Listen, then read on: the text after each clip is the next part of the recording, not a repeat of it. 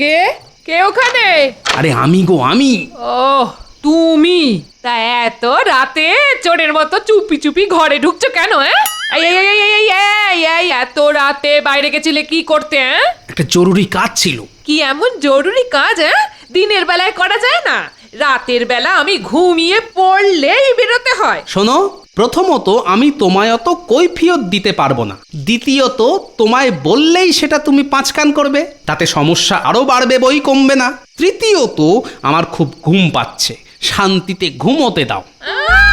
আমি তো অশান্তি করি এতক্ষণ ফুর্তি করে এসে ওই দেখো এখন পড়ে পড়ে ঘুমোনো হচ্ছে। ওহ, এত রাতে চেঁচিও না তো, আশেপাশের লোকজন ভুল বুঝবে। ভুল বুঝুক, সবাই জানুক এই ছদ্মবেশী গোপালের ভেতরে আসলে কে লুকিয়ে আছে গো। ধুর তোর, নিকুচি করেছে সংসারের, একটু ঘুমোতেও দেয় না। এই আমি চললাম। 153, 154, এই হলো 155 মহারাজ। হিসেবে বড় গোলমাল হয়েছে মহারাজ। কি গোলমাল? মহারাজ, গত মাসে আমাদের রাজকোষে খাজনা জমা পড়েছিল 227 টাকা, তার আগের মাসে জমা পড়েছিল 342 টাকা, কিন্তু এ মাসে জমা পড়েছে মাত্র 155 টাকা। এ তো ভারী চিন্তার বিষয় মন্ত্রী।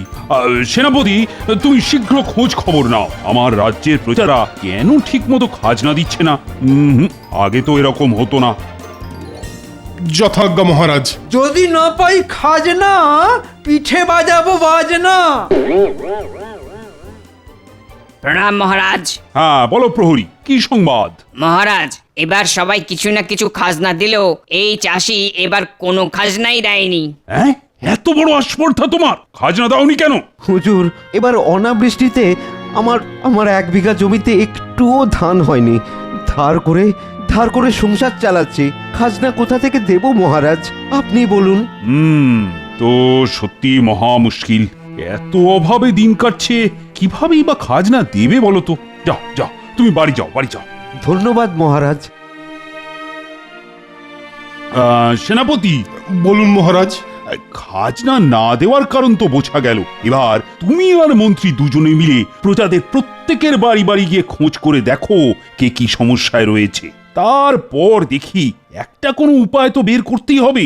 নিশ্চয়ই মহারাজ। দেখো দেখো, মন্ত্রী সেনাপতি এদিকে আসছে মনে হচ্ছে।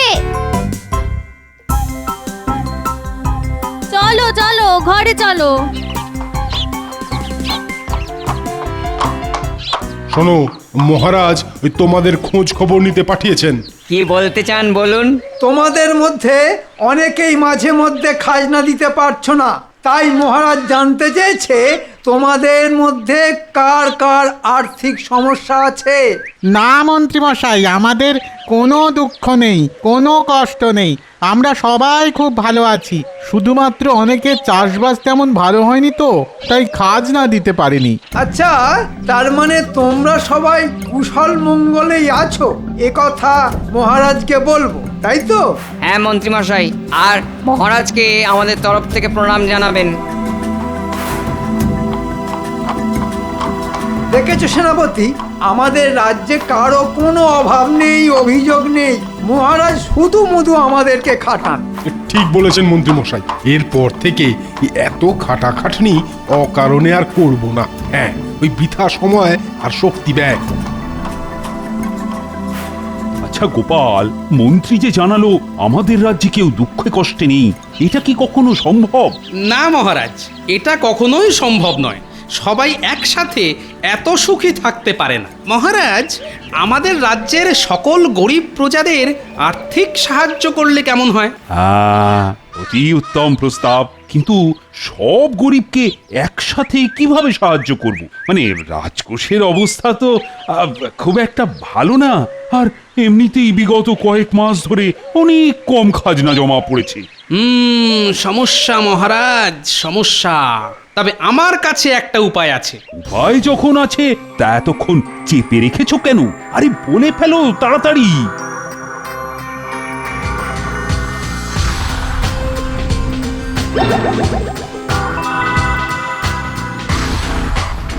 আচ্ছা তাহলে আজ রাতে তুমি ওই গাছতলায় এসে দাঁড়িও, আমি ঠিক চলে আসবো।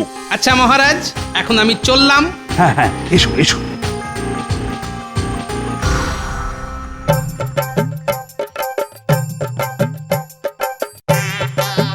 মহারাজ, মনে হয় এতক্ষণে সবাই ঘুমিয়ে পড়েছে। চলুন এবার আমরা আমাদের কাজ শুরু করে দিই।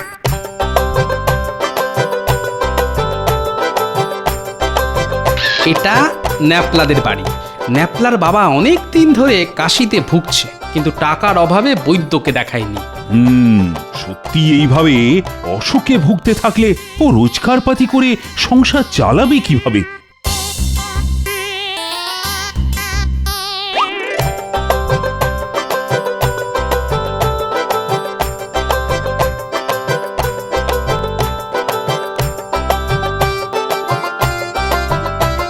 এটা মহারাজ ভোলা ময়রার বাড়ি। এমনিতে আগে ওর দোকানে ভালোই কেনা বেচা হতো, কিন্তু বিগত কয়েক মাস ধরে সেই রকম দুধের যোগান না হওয়ায় ওর আর্থিক সমস্যা থাকলেও থাকতে পারে।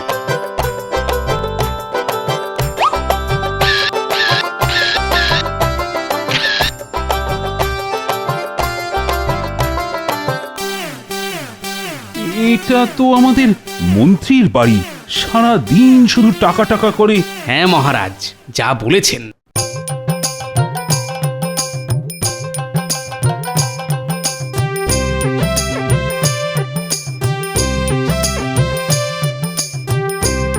দেখি একটু পরীক্ষা করে এই 15 ভরি সোনার হারটা মন্ত্রীর বাড়িতে দিয়ে দিই। দারুণ বুদ্ধি মহারাজ। দেখবেন গ্যাটের কড়ি খরচ না করে সকাল সকাল 15 ভরির গয়না পেয়ে মন্ত্রীর মাথা খারাপ না হয়ে যায়। যা বললেছ।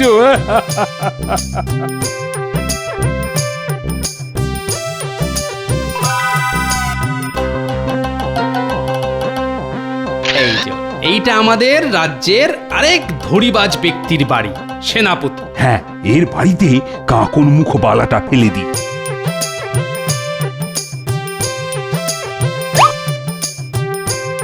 আমাদের কাজ আপাতত শেষ। চলি মহারাজ, নইলে গিন্নি আবার যুদ্ধ শুরু করে দেবে।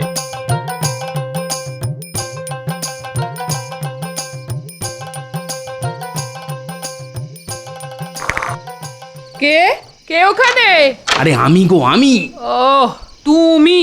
তা এত রাতে চোরের মতো চুপি চুপি ঘরে ঢুকছো কেন? এই এত রাতে বাইরে গেছিলে কি করতে? একটা জরুরি কাজ ছিল। কি এমন জরুরি কাজ? দিনের বেলায় করা যায় না? রাতের বেলা আমি ঘুমিয়ে পড়লেই বেরোতে হয়। শোনো, প্রথমত আমি তোমায় অত কৈফিয়ত দিতে পারবো না। দ্বিতীয়ত তোমায় বললেই সেটা তুমি পাঁচ কান করবে, তাতে সমস্যা আরো বাড়বে, বই কমবে না। তৃতীয়ত আমার খুব ঘুম পাচ্ছে, শান্তিতে ঘুমোতে দাও। আমি তো অশান্তি করি এতক্ষণ ফুর্তি করে এসে ওই দেখো এখন পড়ে পড়ে ঘুমোনো হচ্ছে। ওহ, এত রাতে চেঁচিও না তো, আশেপাশের লোকজন ভুল বুঝবে। ভুল বুঝুক, সবাই জানুক এই ছদ্মবেশী গোপালের ভেতরে আসলে কে লুকিয়ে আছে গো। ধুর, তোর নিকুচি করেছে সংসারের, একটু ঘুমোতেও দেয় না। এই আমি চললাম। ওমা, আমার কি সর্বনাশ হলো গো। আমি কালকেই বাপের বাড়ি চলে যাব। হ্যাঁ আমা গো।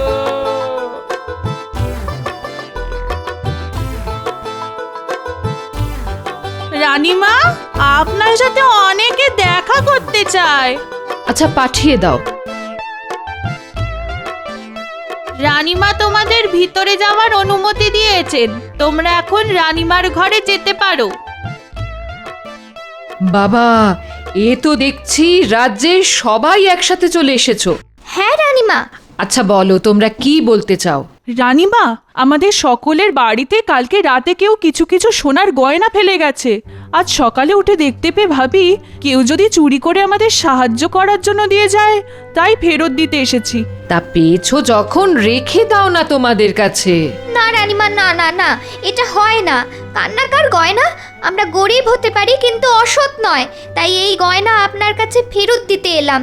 আপনি মহারাজকে বলে যার গয়না তাকে দেওয়ার ব্যবস্থা করুন রানীমা। আচ্ছা ঠিক আছে, তোমরা গয়নাগুলো এখানে রেখে যাও, আচ্ছা রানীমা, প্রণাম।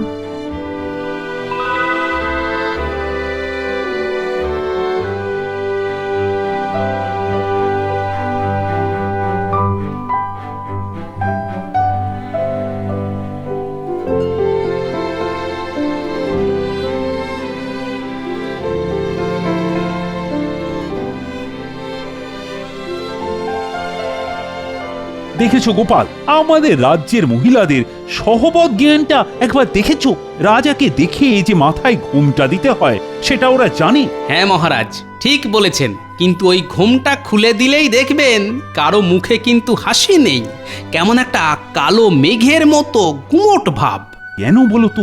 হয়তো অর্থকষ্ট। আহারে, ঠিক আছে ঠিক আছে, আমি পরে এই ব্যাপারে তোমার সঙ্গে কথা বলবো। মহারানীর সাথে দেখা করেই আমি সভায় আসছি। তোমরা সবাই গিয়ে বসো। হ্যাঁ, যথা আজ্ঞা মহারাজ।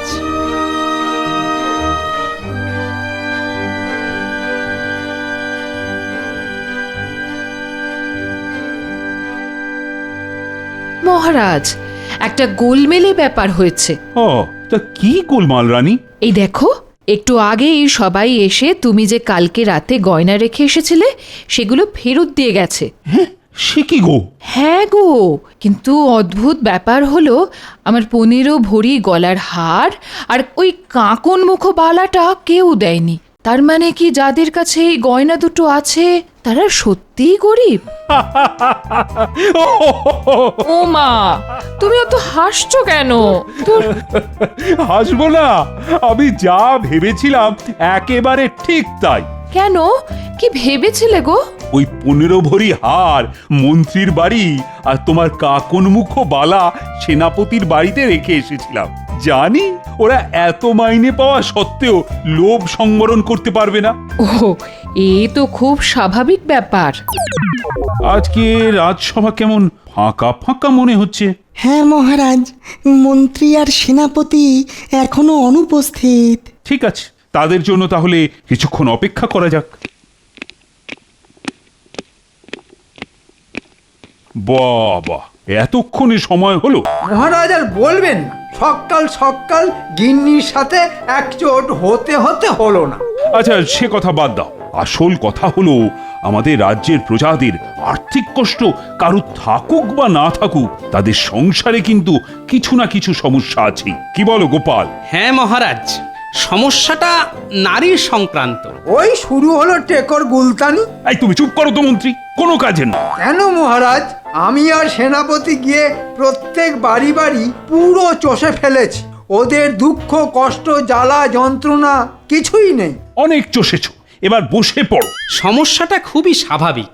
আমাদের গ্রামে সাধারণ লোকেদের মধ্যে স্বামীরা যা অর্থ রোজগার করে সে টাকা সংসার চালাতেই খরচ হয়ে যায়। ফলে তাদের স্ত্রীরা কিছু সঞ্চয় বা সংসারের জন্য নিজেরা কিছু করতে পারে না, তাই তারা স্বাবলম্বী হতে চায়। হ্যাঁ, তুমি ঠিকই বলেছ গোপাল, কিন্তু নারীদের স্বাবলম্বী যে করব তার জন্য তো একটা রাস্তা আছে। আরে তারা তো আর চাষাবাদ করতে যাবে না। উপায় একটা আছে, কিন্তু এই অত ভনিতা না করে বলে ফেলো তো। মহারাজ, আমাদের রাজ্যের নারীরা হাতের কাজ আর কুটির শিল্পে খুবই দক্ষ। তারা সংসারের কাজের পাশাপাশি নানান রকম হাতের কাজ করে থাকে। এই যেমন সেলাইয়ের কাজ, গাছের পাতা দিয়ে মাদুর, পাখা বানানো, মাটির পুতুল, অনেক কিছু। হ্যাঁ গোপাল, ঠিক বলেছ। আর আমাদের কৃষ্ণনগরের মাটির পুতুলের তো জগৎজোড়া নাম। হ্যাঁ মহারাজ, তাই ওদের কাজ যদি সবার সামনে মেলার মাধ্যমে তুলে ধরা যায় তাহলে অনেক উপকার হবে। আর আমাদের পুরুষতান্ত্রিক সমাজে নারী কল্যাণেরও এক নতুন যুগের সূচনা হবে। অসাধারণ চিন্তা ভাবনা গোপাল, সত্যি এ কথা আমার মাথাতেও আসেনি। কিন্তু মহারাজ, মেলাতে লোকজন আসবে তো? আসবে না মানে? নিশ্চয়ই আসবে। তুমি আর সেনাপতি, আশেপাশের সকল রাজ্যের রাজা, মুর্শিদাবাদের নবাব সবাইকে আমাদের রাজ্যের মেলায় আসার জন্য আমন্ত্রণ জানাবে। যথা আজ্ঞা মহারাজ। কিন্তু কোনো কিন্তু না। আর গোপাল, বলুন মহারাজ। তুমি গ্রামের সবাইকে জানিয়ে দাও এই মেলাতে তাদের নিজেদের ইচ্ছে মতো হাতের কাজ, হাতে তৈরি খাবার দাবার সব কিছু বিক্রি করতে পারবে। ঠিক আছে মহারাজ।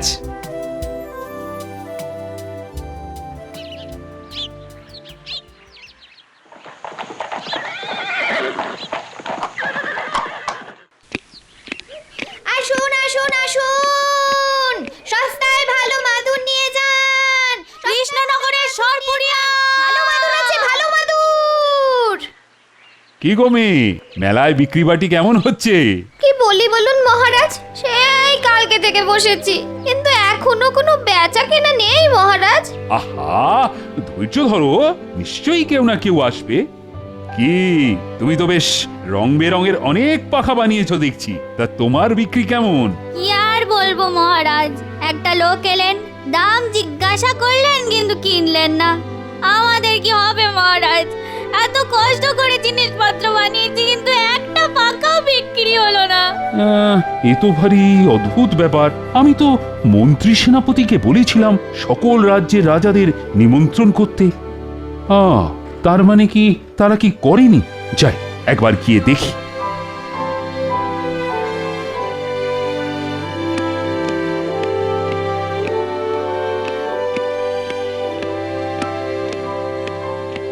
মহারাজ, আপনি আমাদেরকে ওই দেখা করতে বলেছেন? তোমরা কোন রাজ্যের রাজাকে আমন্ত্রণ জানাওনি মেলাতে আসার জন্য? আজ্ঞে না মহারাজ। মানে আমার কথা এইভাবে খেলাপ করতে পারলে? বিশ্বাস করুন মহারাজ, ওই গত পরশু থেকে আমার পেটের গোলমাল শুরু হয়েছে। কি বলবো মহারাজ, প্রাতঃকর্মের কাজ এখন আমার দিবাকর্ম নিশিকর্ম সব হয়ে গেছে। কি পেটে ব্যথা মহারাজ, এক্ষুনি যেতে হবে। প্রচন্ড বেগ এসেছে মহারাজ, আমি যাই। আর মন্ত্রী, তোমার না যাওয়ার কি কারণ? আর বলবেন না মহারাজ, আমার সর্দি কাশিতে বুকটা ঝাঁঝরা হয়ে গেল, এক্ষুনি রাজবৈদ্যের কাছে যেতে হবে। একেবারে অসভ্য তো। যাই দেখি এখন গোপালই ভরসা। গোপালকে গিয়ে বলি সব।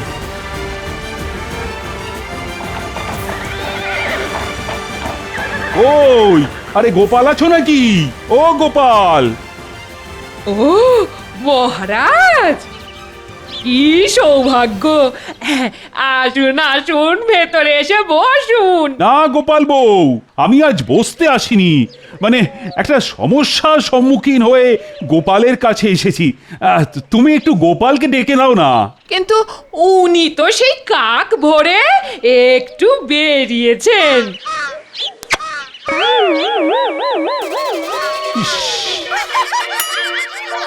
আজকে আমার দিনটাই খারাপ। আচ্ছা আসি গোপাল বউ।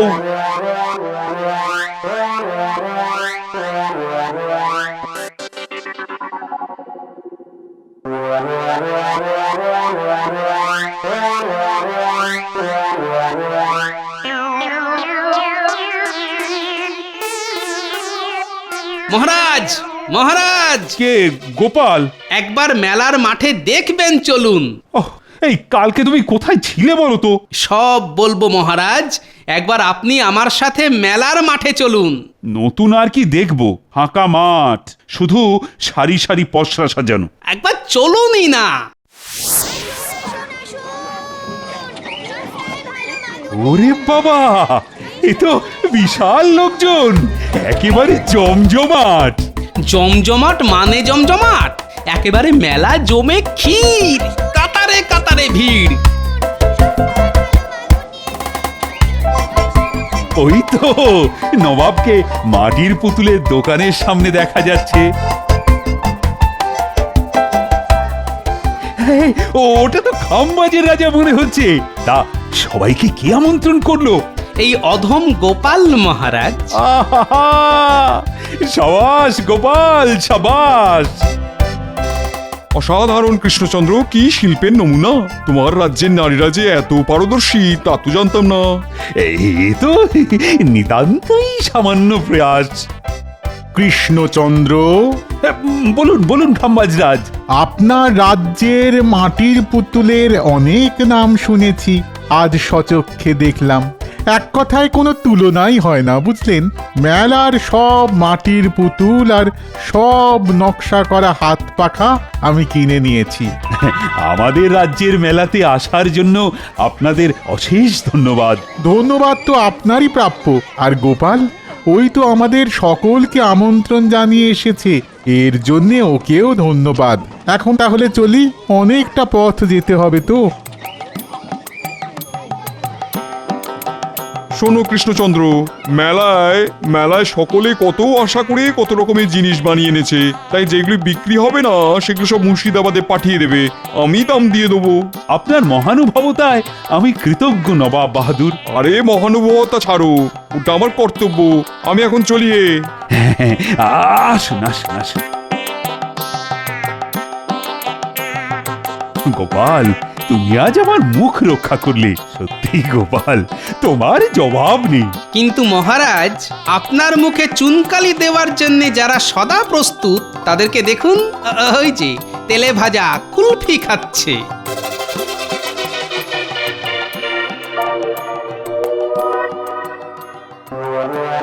কি সেনাপতি, তোমার তো নাকি পেট খারাপ, তা তুমি যে তেলে ভাজা খাচ্ছ?